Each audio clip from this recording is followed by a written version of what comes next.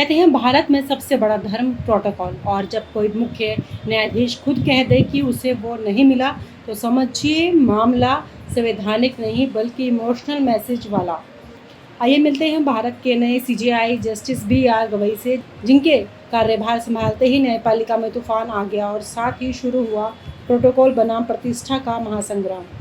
CJI B R. Gavai ने जैसे ही भारत के सर्वोच्च न्यायालय की कुर्सी संभाली, देश में नया न्यायिक युग शुरू हो गया। वो पहले दलित न्यायाधीश हैं और जो भारत के सीजेआई बने हैं। ये बात अपने आप में ऐतिहासिक है, लेकिन इतिहास बनाते ही प्रोटोकॉल का अपमान झेलना पड़ा। मंच महाराष्ट्र कार्यक्रम विदर्भ का दौरा। सीजेआई अपने गृह राज्य में आए, सोचा होगा अब तो राजा आया है घर वापस, लेकिन स्वागत में कोई राज्यपाल, मुख्यमंत्री या मंत्री नहीं। न रेड कारपेट, ना बंदोबस्त, कोई स्थानीय पत्रकार लौट आया हो गाँव। फिर क्या? सीजेआई साहब बोले, न्यायपालिका को उतना ही सम्मान मिलना चाहिए जितना कार्यपालिका को मिलता है। जब कोई सीजेआई आता है तो उसे भी वही दर्जा मिलना चाहिए जो राष्ट्रपति या प्रधानमंत्री को मिलता है। यह सुनकर महाराष्ट्र सरकार थोड़ी सपका गई। शिंदे साहब ने तुरंत सफाई दी, अरे भाई साहब भूल हो गई, जानबूझकर नहीं किया। लेकिन जनता को समझ आ गया, यहाँ सिर्फ नेता वीआईपी है, जजों को पब्लिक सर्विस प्रोवाइड समझा जाता है। ये सवाल अब कॉन्स्टिट्यूशनल बन गया। क्या न्यायपालिका का सम्मान अब सरकारी उपस्थिति से तोलना चाहिए? सुप्रीम कोर्ट के मुख्य न्यायाधीश ने न केवल इस मुद्दे को उठाया बल्कि बहुत ही शांतिपूर्वक लताड़ भी दी। कहीं ये संकेत तो नहीं था कि न्यायपालिका अब सिर्फ फैसले नहीं सुनाएगी बल्कि खुद की गरिमा के लिए भी लड़ेगी। यह वही दौर है जब राष्ट्रपति द्रौपदी मुर्मू ने सुप्रीम कोर्ट को मर्यादा का पाठ पढ़ाया और जब सीजेआई ने कार्यपालिका को शिष्टाचार का ज्ञान देना शुरू कर दिया। तो क्या अब लोकतंत्र के स्तंभ खुद ही एक दूसरे की ईंट से ईंट बजा रहे हैं? अब आते हैं दूसरे बड़े मुद्दे पर, वक्फ संशोधन मामला। वक्फ अधिनियम 1995, इस कानून के जरिए देश भर में वक्फ संपत्तियों की देखरेख मुस्लिम वक्फ बोर्ड करता है। लेकिन पिछले कुछ वर्षों से आरोप लगते रहे हैं कि वक्फ संपत्तियों को सरकारी कवच के नीचे बेतरतीब तरीके से इस्तेमाल किया जा रहा है।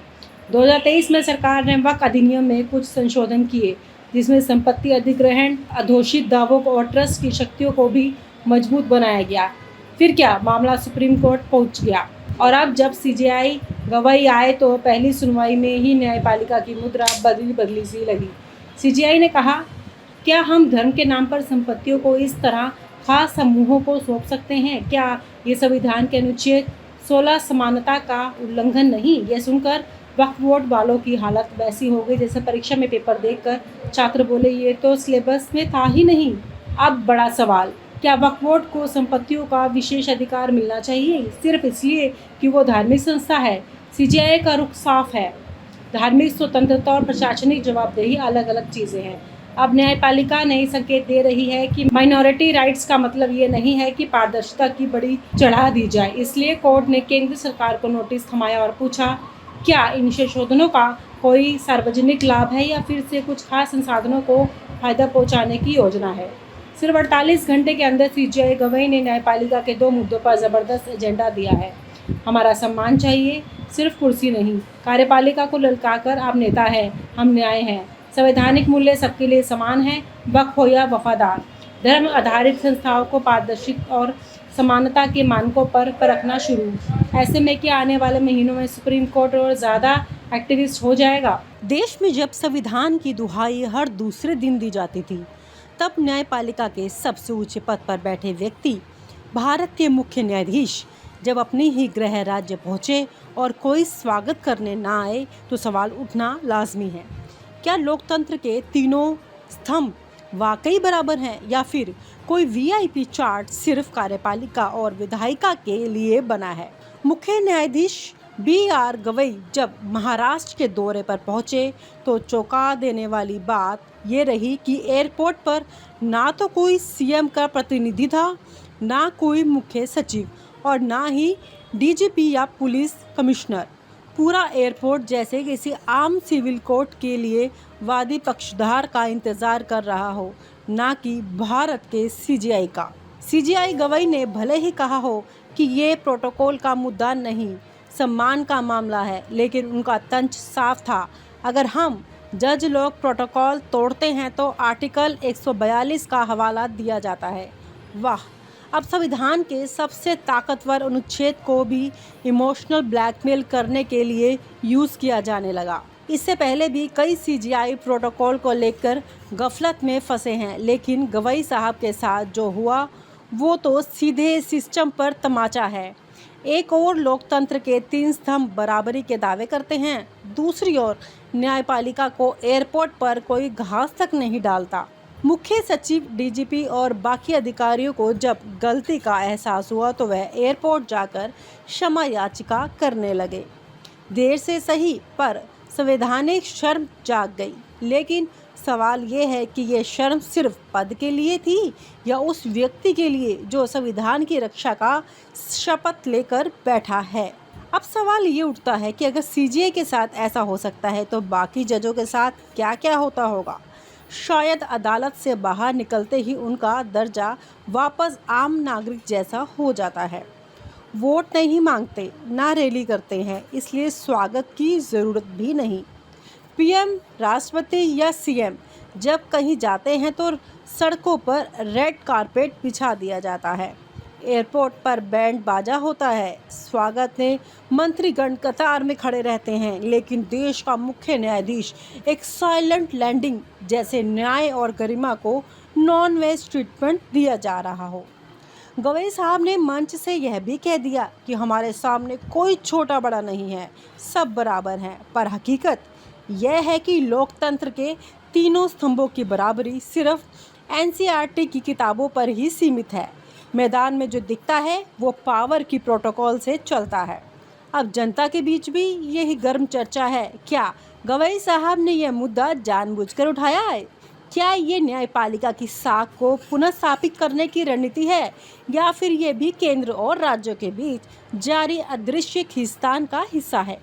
अंत में बात फिर आ जाती है, लोकतंत्र के तीनों स्तंभ बराबर हैं, लेकिन सम्मान और प्रोटोकॉल में कुछ स्तंभ थोड़े ज़्यादा बराबर हो जाते हैं।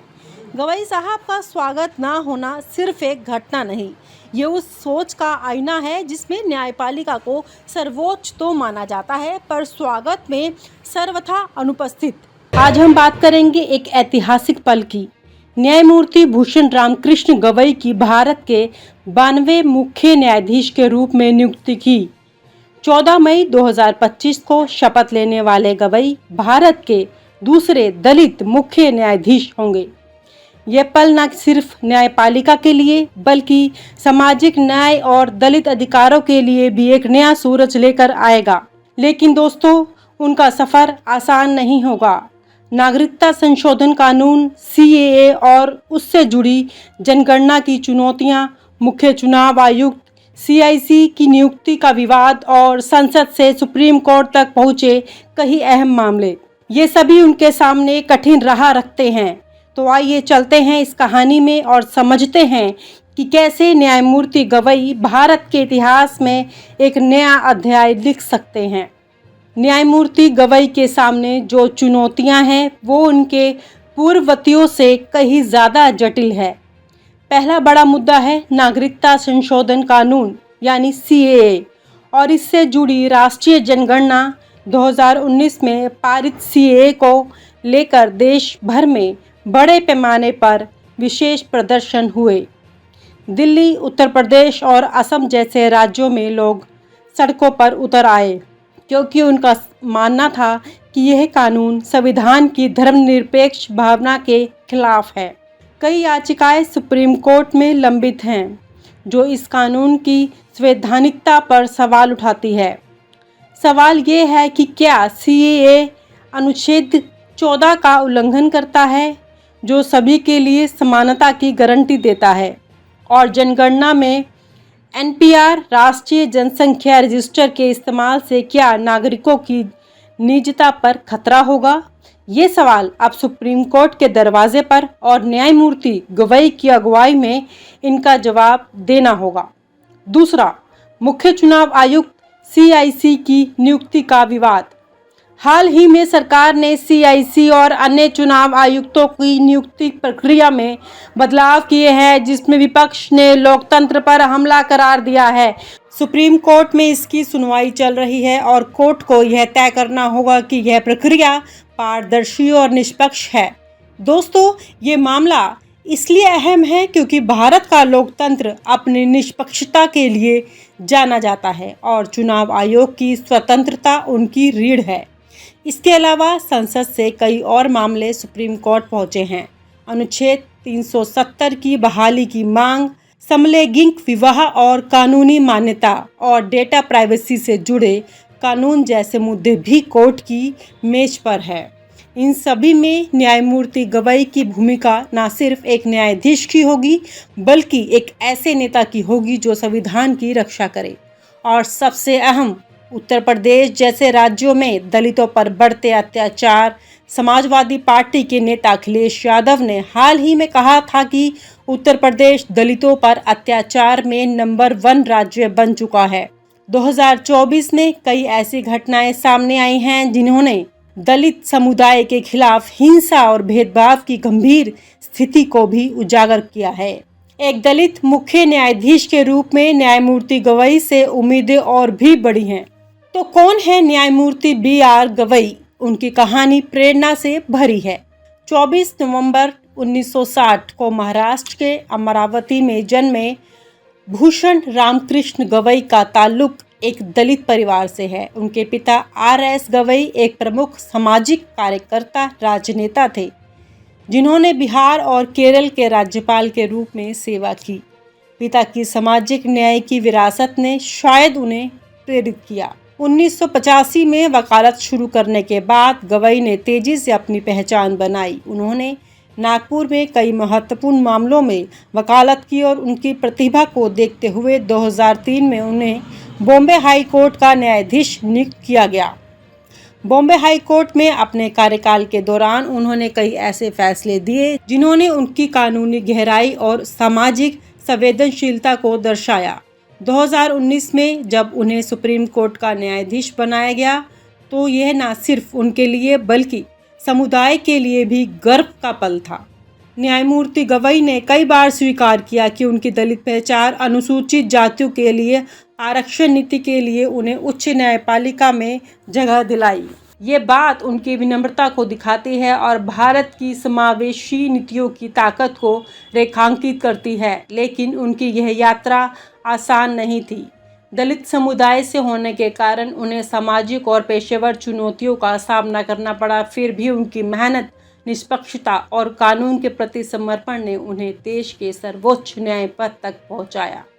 उनकी कहानी हर उस भारतीय के लिए प्रेरणा है जो सपने देखता है, चाहे उसका बैकग्राउंड कैसा भी हो। संविधान की सर्वोच्चता पर अडिग रुख। हाल ही में उपराष्ट्रपति जगदीप धनखड़ ने संसद की सर्वोच्चता पर जोर देते हुए बयान दिया। इसके जवाब में न्यायमूर्ति गवई ने स्पष्ट किया, संविधान सर्वोच्च है। केशवानंद भारती मामले में 13 न्यायाधीशों की पीठ ने यह फैसला सुनाया। उन्होंने यह भी कहा कि सेवानिवृत्ति के बाद वह कोई सरकारी पद स्वीकार नहीं करेंगे, जिससे यह संकेत मिलता है कि वह न्यायपालिका की निष्पक्षता और स्वतंत्रता को सर्वोपरि मानते हैं। न्यायपालिका की स्वतंत्रता और सरकार के लिए संकेत। न्यायमूर्ति गवई ने बयानों से स्पष्ट किया है कि उनका कार्यकाल न्यायपालिका की स्वतंत्रता, संविधान की सर्वोच्चता और नागरिकों के अधिकारों की रक्षा के लिए समर्पित होगा। उनका यह रुख सरकार के लिए एक स्पष्ट संकेत है कि न्यायपालिका किसी भी दबाव में नहीं आएगी और संविधान के मूल्यों की रक्षा के लिए प्रतिबद्ध रहेगी। न्यायमूर्ति भूषण रामकृष्ण गवई का मुख्य न्यायाधीश के रूप में कार्यरत भारतीय न्यायपालिका के लिए एक नए युग की शुरुआत हो सकता है। उनका स्पष्ट और दृढ़ दृष्टिकोण संविधान, न्यायपालिका की स्वतंत्रता और नागरिकों के अधिकारों की रक्षा के प्रति उनकी प्रतिबद्धता को दर्शाता है। न्यायमूर्ति गवई का संविधान प्रेम एक विरासत। न्यायमूर्ति गवई का संविधान के प्रति प्रेम उनके शब्दों में नहीं बल्कि उनके पिछले फैसलों में भी झलकता है।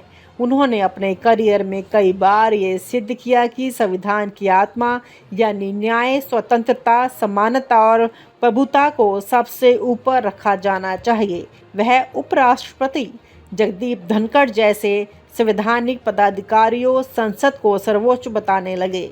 तब गवई ने स्पष्ट किया कि संविधान ही सर्वोच्च है। ये न केवल न्यायपालिका की गरिमा का रक्षण था बल्कि एक संवैधानिक संतुलन की स्थापना भी। सरकार को अप्रत्यक्ष चेतावनी, न्यायपालिका पर दबाव बर्दाश्त नहीं।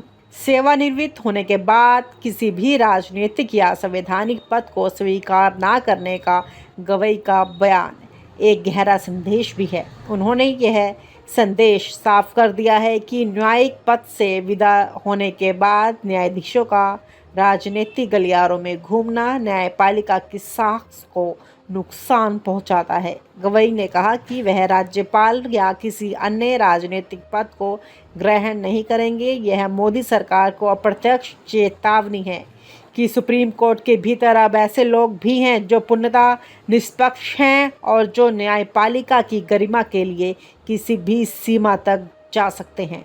जब एक जज वक्त कानून पर सवाल करे और उसे साथ में मुख्यमंत्री के प्रोटोकॉल को भी ठुकराए तो समझ लीजिए देश में न्याय अब मौन नहीं मुखर हो गया है।